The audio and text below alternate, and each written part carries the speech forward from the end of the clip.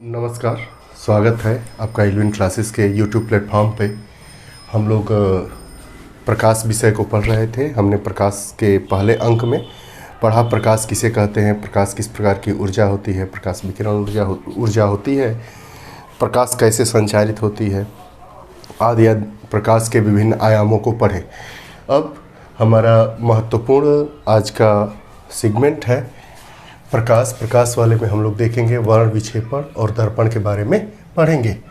वर्ण विक्षेपण मतलब प्रकाश के रंगों का बिखराव। प्रकाश के रंगों का बिखराव जब कांच के प्रिज्म में प्रकाश श्वेत प्रकाश आता है तो वह जब परावर्तित होता है, निकलता है, तो वह 7 रंगों में विभाजित हो जाता है। ये बार बार प्रश्न पूछा जाता है। ये हमारा प्रकाश का विक्षेपण कहा जाता है। ये 7 रंग हैं: बैगनी, जामुनी, नीला, हरा, पीला, नारंगी और लाल। जब श्वेत प्रकाश कांच के प्रिज्म से होकर गुजरता है तो वह 7 रंगों में विक्षेपित हो जाता है। इसे प्रकाश का वर्ण विक्षेपण कहा जाता है। अब इसमें ये प्रश्न पूछता है कि सबसे ऊपर कौन सा रंग होता है, सबसे नीचे कौन सा रंग होता है, जो उसकी आवृत्ति होती है वो किस क्रम में होती है, उसमें जो रंग होते हैं उसमें प्रकाश का वेग किस क्रॉनिकल वे में होता है, तरंग दैर्ध्य कैसे होता है, उनको आइए समझते हैं। जब श्वेत प्रकाश कांच के प्रिज्म से गुजरता है तो वह 7 रंगों में विक्षेपित होता है: बैगनी, जामुनी, नीला, हरा, पीला, नारंगी और लाल। VIBGYOR वाइब्योर। ठीक है। तो इसमें यह प्रश्न पूछता है कि सबसे ज़्यादा जो जब कांच से गुजरता है तो सबसे ज़्यादा किस रंग में प्रकाश का वेग सर्वाधिक होता है। यह सब जितनी चीज़ें यहाँ पे लिखी गई है वो कांच के प्रिज्म को आधार मानते हुए लिखी गई हैं। देखिए, प्रकाश का वेग सर्वाधिक किस में होता है? लाल में। जब वेग सर्वाधिक होगा तो तरंग दैर्ध्य भी सर्वाधिक होगी, लेकिन आवृत्ति क्या हो जाएगी? न्यूनतम हो जाएगी। हमने पढ़ा था कि प्रकाश का वेग किस में सर्वाधिक होगा? लाल में। उसके बाद ऐसे घटते क्रम में ये वेग जो हो जाएगा वो ऐसे, इसको कर लीजिए, बढ़ते क्रम में है। सबसे कम बैगनी का, उसके बाद जामुनी का, उसके बाद नीला का, उसके बाद हरा, पीला, नारंगी और लाल। सर्वाधिक होगा लाल का और न्यूनतम होगा, स्पीड की बात की जा रही है, बैगनी का। उसके बाद न्यूनतम तरंग दैर्ध्य किसका होगा? न्यूनतम तरंग दैर्ध्य होगा बैगनी का। जिसका तरंग दैर्ध्य कम होता है उसका वेग क्या होता है? कम होता है। न्यूनतम आवृत्ति किसकी होगी? लाल की होगी। सर्वाधिक तरंग दैर्ध्य किसका होगा? लाल का होगा। और सर्वाधिक आवृत्ति किसकी होगी? बैगनी की होगी। जब प्रकाश का वर्ण विक्षेपण इस टॉपिक से प्रश्न पूछ लिए जाते हैं तो प्रकाश का वर्ण विक्षेपण से यह तात्पर्य है कि जब श्वेत प्रकाश किसी कांच के प्रिज्म से होकर गुजरता है तो वह 7 रंगों में विक्षेपित हो जाता है। वो 7 रंग कौन कौन से होते हैं? बैगनी, जामुनी, नीला, हरा, पीला, नारंगी और लाल।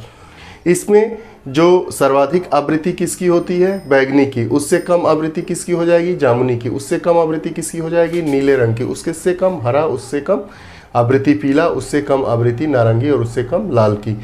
तो पूछेगा उसके तो सर्वाधिक आवृत्ति किसकी होगी? बैगनी की। और न्यूनतम आवृत्ति किसकी हो जाएगी? लाल की।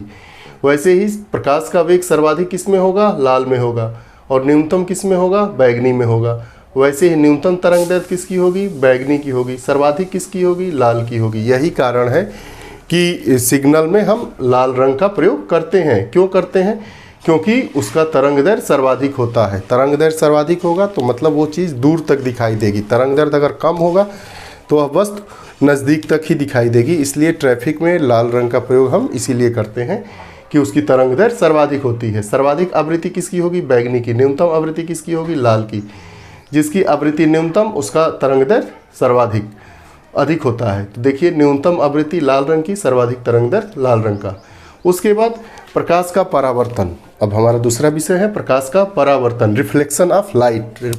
रिफ्लेक्शन ऑफ लाइट, जब किसी वस्तु में प्रकाश जाता है तो वह उसके गुजरने के या उसके 3 रूप हो सकते हैं कि प्रकाश जब किसी वस्तु में कोई फोकस इंसर्ट होगा तो उसकी सतह से जब टकराएगा तो 3 घटनाएं घटित होती है। पहली, या तो वह अवशोषित कर लिया जाएगा, या तो उस प्रकाश को वह क्या कर लेगा, अवशोषण कर लेगा, अपने आप में समाहित कर लेगा, या संचारित कर लेगा, या उसमें प्रकाश चलने लगेगा। ठीक है, जैसे बल्ब में प्रकाश जाता है तो क्या होता है, वो संचारित होता है। कमरे में प्रकाश आ गया तो क्या हो गया, संचारित हो गया। लेकिन अगर ब्लैक होल में प्रकाश जाता है तो वो क्या हो जाता है, अवशोषित हो जाता है, पूर्ण रूप से अवशोषित हो जाता है, या तो परावर्तित हो सकता है। ये प्रकाश आया उसके बाद परावर्तित हो गया। कैसे, आप दर्पण पे अगर किसी फोकस को डालते हैं तो वो क्या होता है, परावर्तित होता है। आप देखिएगा कोई दर्पण है, उस पर जब प्रकाश किरण आती है तो वो क्या हो जाती है, परावर्तित हो जाती है। पृथ्वी पर जब प्रकाश की किरणें आती हैं तो वो भी उसके कुछ भाग क्या हो जाते हैं, उसका कुछ हिस्सा प्रतिशत में परावर्तित हो जाता है। इसी से हमारा क्या ऑक्सीजन चक्र या आपका हाइड्रोजन चक्र या बारिश की घटनाएं होती रहती है, उसको आगे पढ़ेंगे। देखिए, तो प्रकाश का परावर्तन, प्रकाश जब किसी वस्तु पर पड़ेगा तो 3 घटनाएं होती हैं। पहली घटना होती है या तो उसका अवशोषण हो जाएगा, या संचारित होगी, या परावर्तित हो जाएगी। ठीक, तो प्रकाश जैसे इस पे आया और वह परावर्तित होने की घटना को ही क्या कहते हैं, प्रकाश का रिफ्लेक्शन कहते हैं।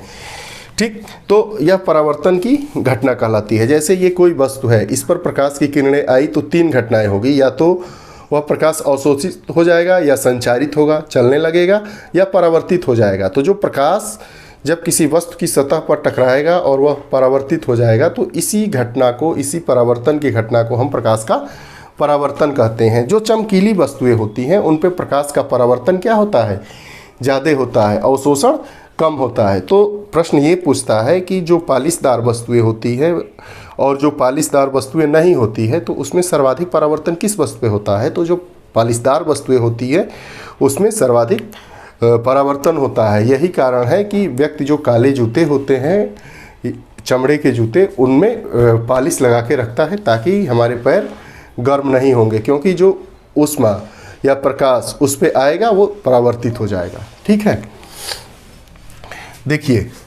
वर्ण विक्षेपण, श्वेत प्रकाश जब किसी कांच के प्रिज्म से होकर गुजरता है तो 7 रंगों में विभाजित हो जाता है, बैगनी, जामुनी, नीला, हरा, पीला, नारंगी और लाल। अब प्रकाश का परावर्तन, प्रकाश जब किसी वस्तु पर पड़ता है तो 3 घटनाएं होती है, या तो अवशोषित हो जाएगी, या संचारित होगी, या परावर्तित हो जाएगी। इस परावर्तन की प्रक्रिया को ही हम क्या कहेंगे, प्रकाश का परावर्तन कहेंगे।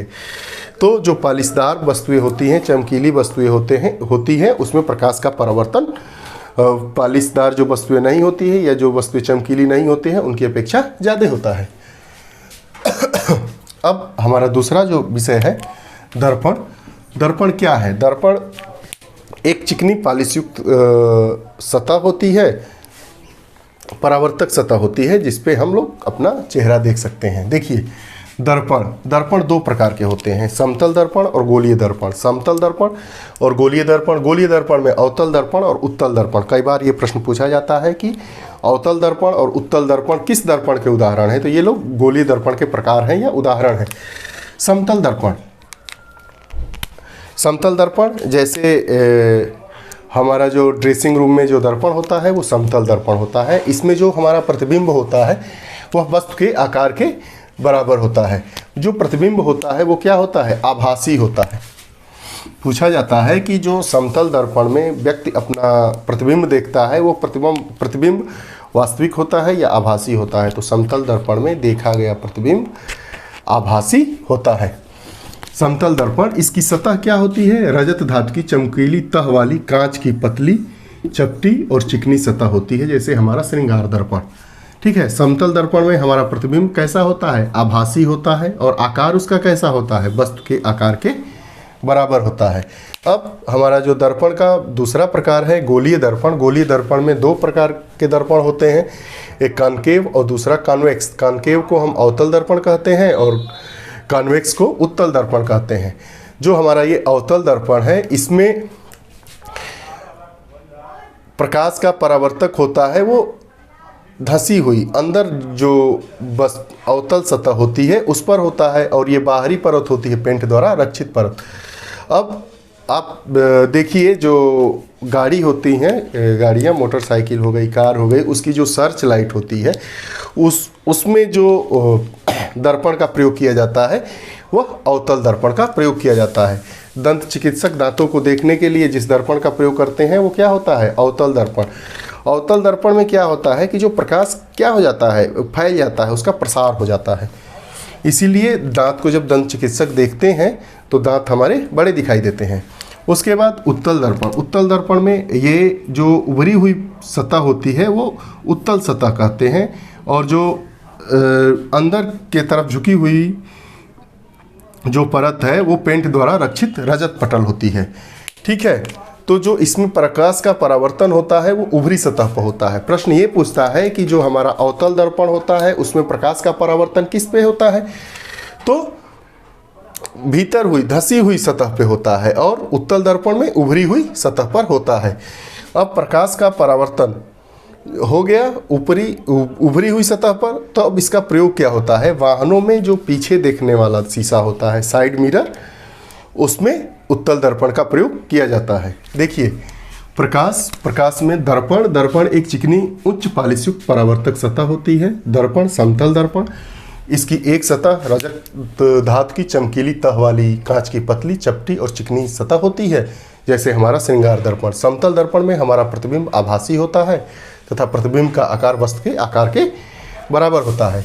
अब दूसरे प्रकार का जो हमारा दर्पण है गोलीय दर्पण है, उसमें अवतल दर्पण और उत्तल दर्पण। अवतल दर्पण में जो प्रकाश का परावर्तन होता है वो पेंट द्वारा वो धसी हुई परत पे होता है, और जो उत्तल पे होता है वो उभरी हुई सतह पर होता है।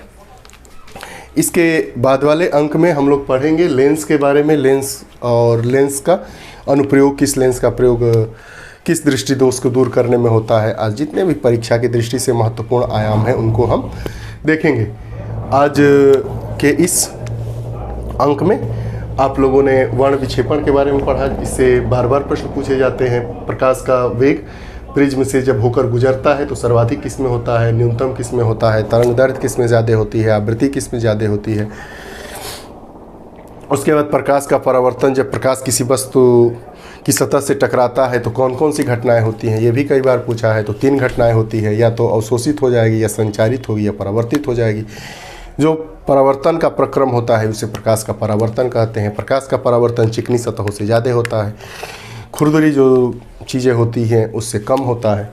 उसके बाद हमने दर्पण को पढ़ा। दर्पण 2 प्रकार के होते हैं, आपका समतल दर्पण, गोलीय दर्पण। समतल दर्पण जैसे हम लोग अपना चेहरा देखते हैं, जो हमारा ड्रेसिंग ग्लास होता है उसको हम समतल दर्पण कहते हैं। उस पे जो हमारा प्रतिबिंब होता है वो आभासी होता है। उसके बाद हमने गोलीय दर्पण के बारे में पढ़ा। गोलीय दर्पण में 2 प्रकार के दर्पण होते हैं, समतल दर्पण और गोलीय दर्पण में 2 प्रकार के दर्पण होते हैं, उत्तल दर्पण और अवतल दर्पण। दोनों दर्पणों के बारे में हमने ध्यान से पढ़ा। आपको यह कक्षा कैसी लगी आप हमें कमेंट बॉक्स के माध्यम से बताइएगा। कक्षा को कैसे होनी चाहिए इसके बारे में भी आपके सुझाव हमारे लिए आमंत्रित हैं। आप कृपया करके वीडियोस को और लोगों तक पहुंचाने में हमारी मदद करें। आप हमसे @इल्विन क्लासेस जब आप सर्च करेंगे तो यूट्यूब, इंस्टाग्राम, टेलीग्राम, आपका ट्विटर, फेसबुक पेज, फेसबुक पे आप हमसे जुड़ें और आप हमसे जुड़कर कक्षा को और कैसे बेहतर बनाया जा सकता है इस संदर्भ में विषय से संबंधित सभी बातों के जो आपकी जिज्ञासाएं हैं, जो आपके विचार हैं, उनको हम तक पहुंचावें। उन्हीं विचारों के अनुसार हम अपनी कक्षाओं को आगे ले चलेंगे। आप हमारे साथ बने रहे इसके लिए आप लोगों को बहुत बहुत धन्यवाद। उज्जवल भविष्य की ढेर सारी शुभकामनाओं के साथ नमस्कार।